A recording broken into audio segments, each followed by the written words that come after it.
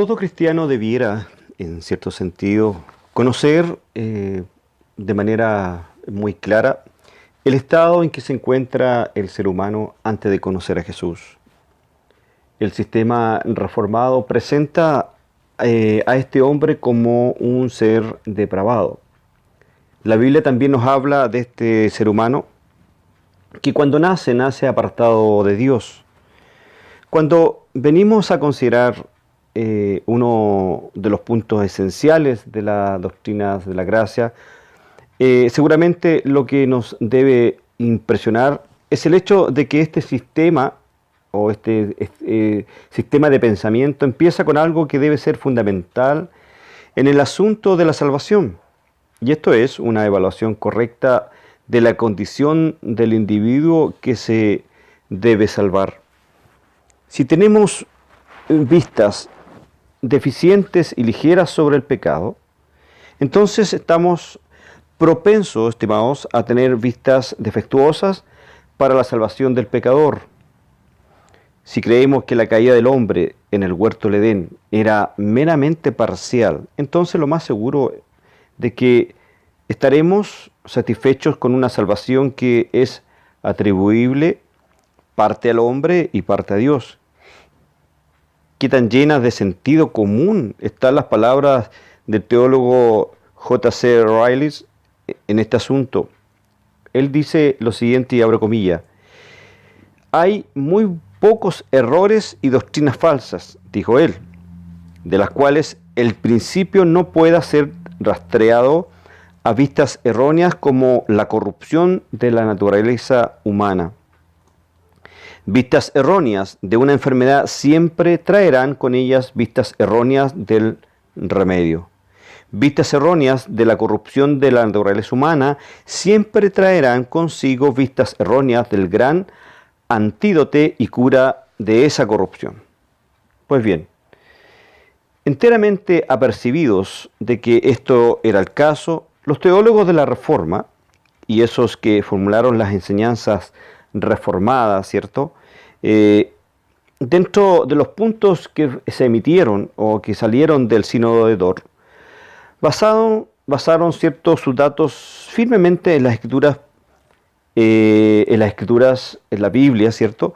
Pronunciaron que el estado natural del hombre es un estado de depravación total y por consiguiente había inhabilidad total de parte del hombre para ganar o contribuir a su salvación.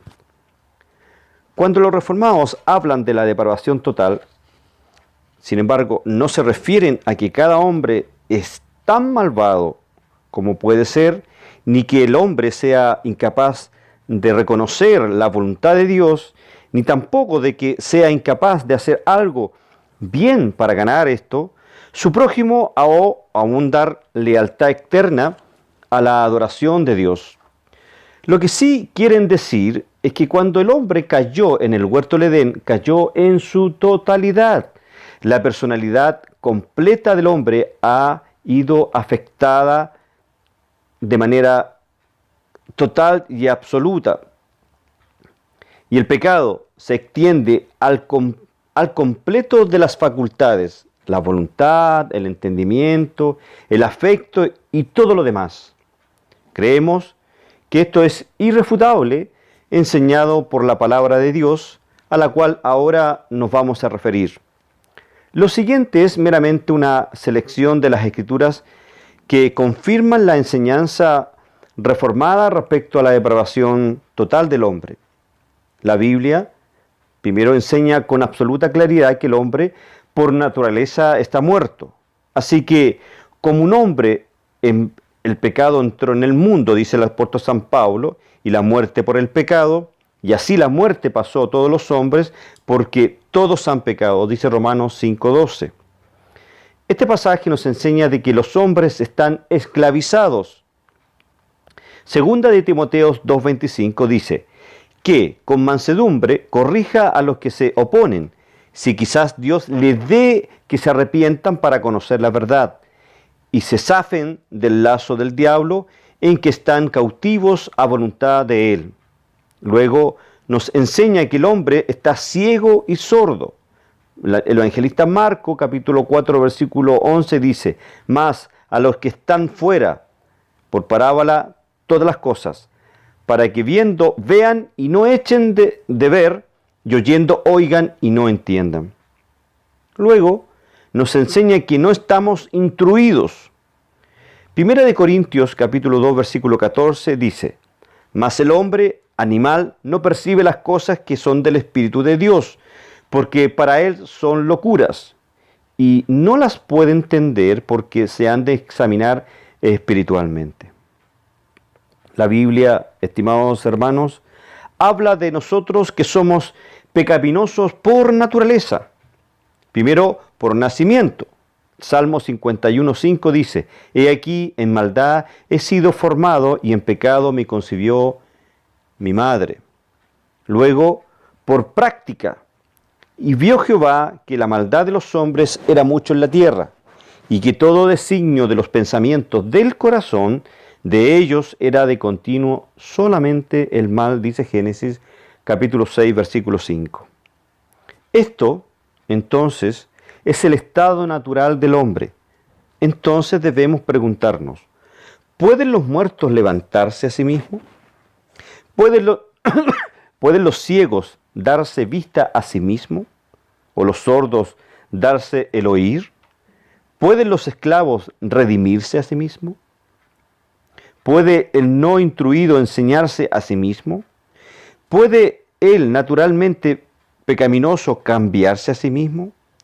Indudablemente que la respuesta es un absolutamente no. ¿Quién puede sacar algo limpio de lo impuro? Preguntaba Job, y él contesta: nadie. Nos señala Job capítulo 14, verso 4.